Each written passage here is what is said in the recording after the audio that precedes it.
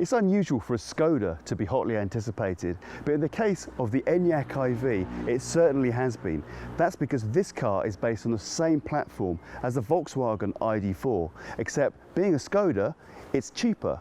But is it as good? Before I tell you about the Skoda Enyaq iV though, like, comment, subscribe. Unlike VW's UK launch of the ID.4, Skoda is not just releasing the premium versions of the Enyaq iV first. A full range has arrived at once, and we have been sent one of the lesser models. Skoda gives you 3 choices of basic car with 2 different drivetrains. Our sample is the Enyaq iV60, which marries a 62 kilowatt-hour battery with a 177 horsepower motor. The Enyaq iV80 has an 82 kilowatt-hour battery and 201 horsepower motor, and the 80 Sportline has the same combination but with lots of extras. Interestingly, the basic drivetrain qualifies for the UK plug-in grant while the other 2 don't. You then add a trim level, which is primarily an interior package as an option, so you still get the plug-in grant with the basic car. The basic trim is called Loft, which is what we have here, but for £525 extra you can get the Lloyd's trim. Then there is Lounge for £1,140 extra, Suite for £1,310 extra,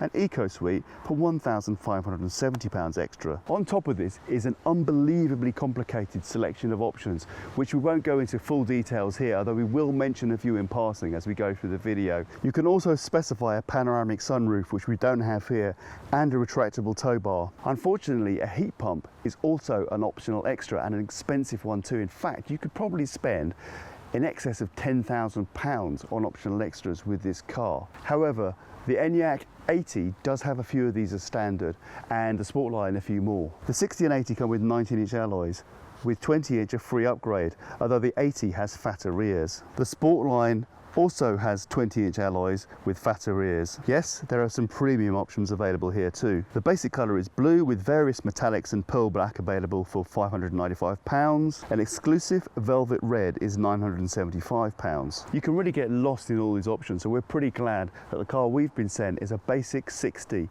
with this quartz grey metallic, which you might not have noticed from all the tree reflections, is just the only extra with this car. What do we think of the appearance? We're not sure why this electric car has a grille at the front for cooling the petrol motor that doesn't exist. Maybe it's meant to still look like a Skoda. However, you can pay for an option that turns this into an LED array for extra bling. There's definitely a hint of the VW ID.4 in the roofline, but the front is very clearly Skoda, so if you don't want your car to scream "I'm electric," then you're in luck. Keyless entry is of course an optional extra with this car, so I'm going to have to use this thing called a key to actually open the locks. Oh, the inconvenience of it. Let's have a look inside.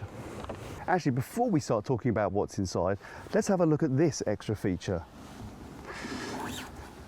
Free with every car is an umbrella, absolutely essential for British weather. There is a compartment for an umbrella for the passenger side, but there isn't actually an umbrella there, so the driver's going to have to come round and open their umbrella to let the passenger out of the car and to keep them dry. We're not entirely sure about the choice of materials in this loft interior. The grey fabric and aluminium feel a bit rudimentary. The trim options do improve upon this, however, and the Sportline model has its own special interior. The seats have a decent feel, but are mechanically adjusted.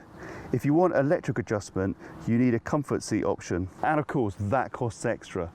One option just includes the driver's side, and another more expensive one adds the passenger one. But to get that one, you actually need to have yet another option first before you can get it. Yet another option pack includes heated front seats and tri-zone air conditioning, although the Sportline includes this as standard. A more expensive option adds heated rear seats and windscreen. We really think Skoda should rethink all these really complicated options.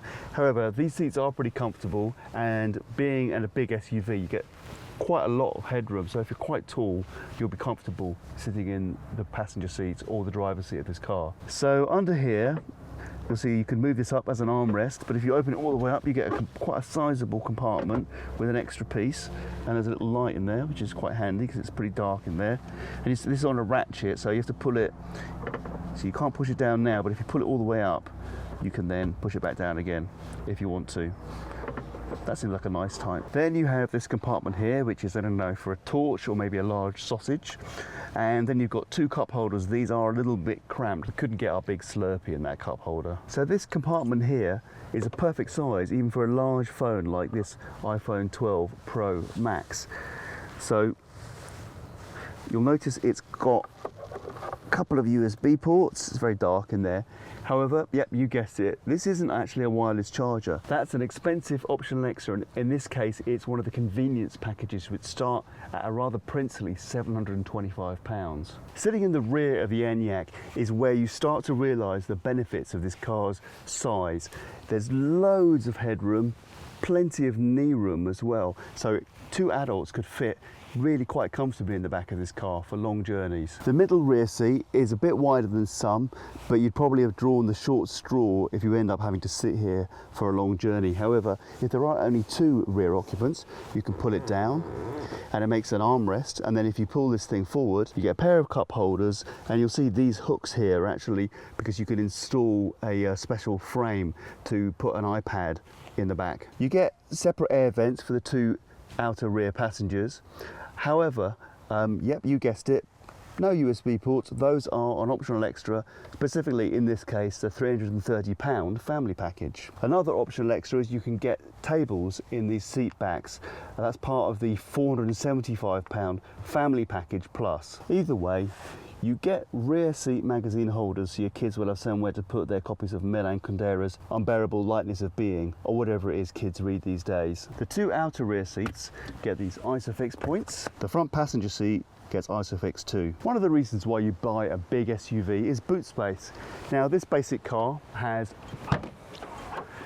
a manual release from the boot, and of course, yep, if you want to have an electric release, that's an optional extra, but that does also include the kick open, so you can open it when you're carrying bags of shopping, which is kind of nice. When you first get this car, you're probably going to wonder exactly how you open this, but actually there's a little push, or does it say press sign there, and you just press that and open it goes. So this is a very sizable boot. It's got 585 litres, which is actually 42 litres more than the ID4, and you do get a small compartment down here to put your charging cables. It's actually a perfect size for those. Now there's lots of really nice features as standard on this car. We particularly like these clips. If you see, they've got clips here and here, and then there's this one here which is a little bit flimsy, but if you really want to stow something safely, you can use that one. You get 2 more of those on the other side. Now you might be wondering what this kind of vacant plastic section here is. That is for a automatic release for the rear seats, which, yep, it's an optional extra. These kind of cute little dividers that are on Velcro, I'm not quite sure, maybe so you could make a crazy golf course in the back of your car. So those are there. There's a couple more actually stowed here. Now, if you want to come around the other side, cameraman, in here, this kit is, you don't get a spare tyre, but you do get this inflator kit, which is nice. Open that up for you so you can see it properly. Isn't that lovely? Now I've got to zip it up, which isn't quite so easy as opening it. And one more thing I didn't point out is 12-volt power supply, so you can put a fridge in the back. Fairly easy to remove this thing. You just kind of pop a clip on this side and then you can pull that out. And you also have this bit in the middle here. There go my glasses. Move those out of the way and get that. So you can put a Christmas tree or your skis through there. Now it is a little bit more complicated opening these seats up from the rear if you don't have that option, but it's not too bad. You get the typical 60-40 arrangement. This is a sizable boot now. Yes, it's not flat, but it does have 1,710 litres, which is 135 litres more than an ID4. So if you need an SUV for transferring large amounts of cargo, the Skoda Enyaq iV fits the bill extremely well. As we hinted before, there is a tow bar option. You can get electronically released tow bar fitted to this. That allows you to pull 750 kilos unbraked or 1.2 tons braked. And some things that don't cost extra are these lights and this, well, I'm not going to comment on the shape of that, but that's a handle for people to help them pull the boot shut. Although there is a slight difference in performance between these two cars, which we'll talk about in a bit, The main differentiation between the 60 and the 80 is the battery size. The 60 has a usable 58 kilowatt hours and the 80 a usable 77 kilowatt hours. This gives the 60 a decent WLTP range of 256 miles, but the 80 has a sizable 330 miles and the Sportline 327 miles. Charging is another area where Skoda has been a bit stingy with the options list, because you only get 50 kilowatt DC as standard. If you pay £440 more, you get faster DC. Now, if with the 60, that equates to 100 kilowatts, and with the 80, it's 125 kilowatts. Our car doesn't have this option, but we think it's a price worth paying if you do long distances a lot. With 50 kilowatts, the 60 takes 55 minutes to reach 80%, and the 80 takes 1 hour, 10 minutes.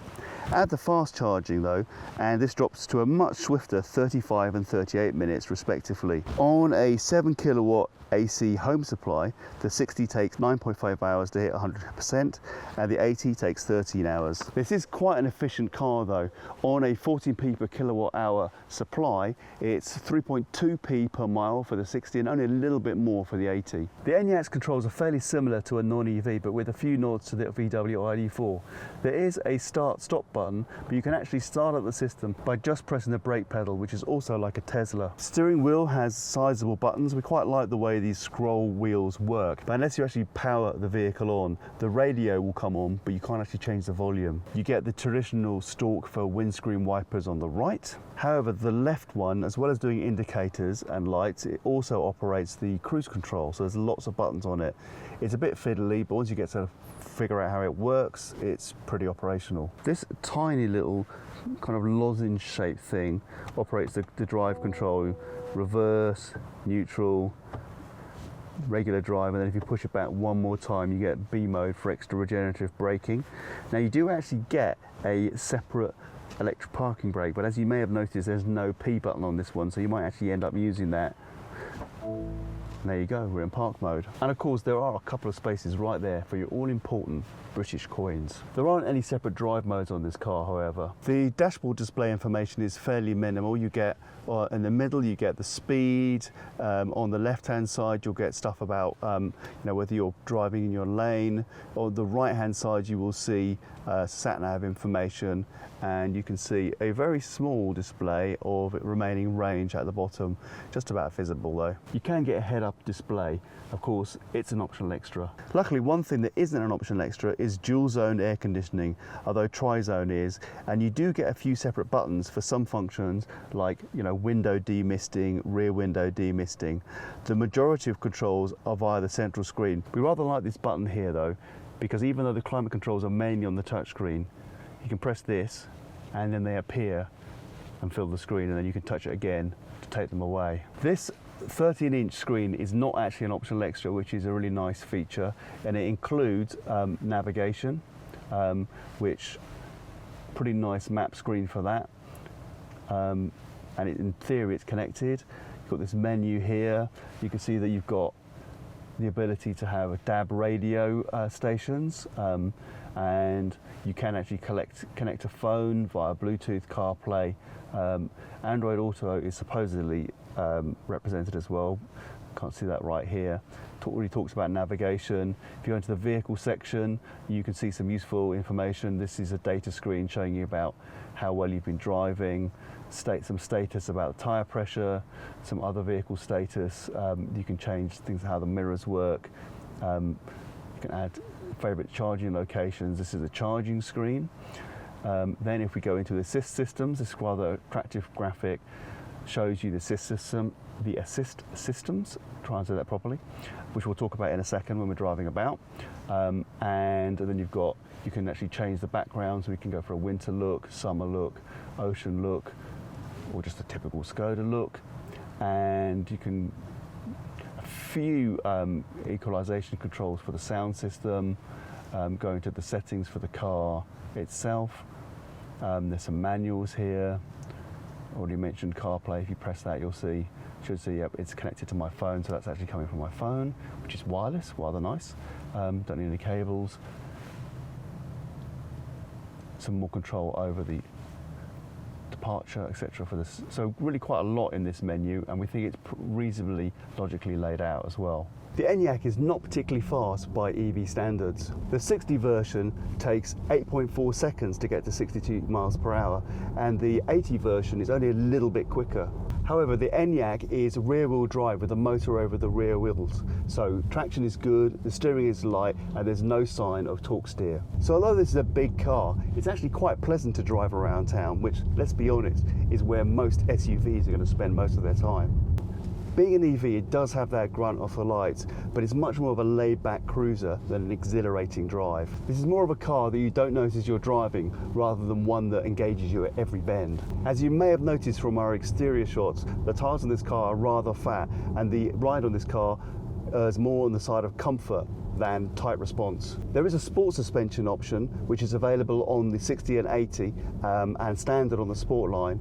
That's a £175 option. We had the opportunity to drive this car a fair amount at motorway speeds, and we have to say that it's pretty accomplished at 70 miles per hour. It sits on the road in a very dependable fashion, and the estimated remaining range doesn't drop that much compared to city driving. That gives you plenty of confidence that you can use the display to plan your next charging spot.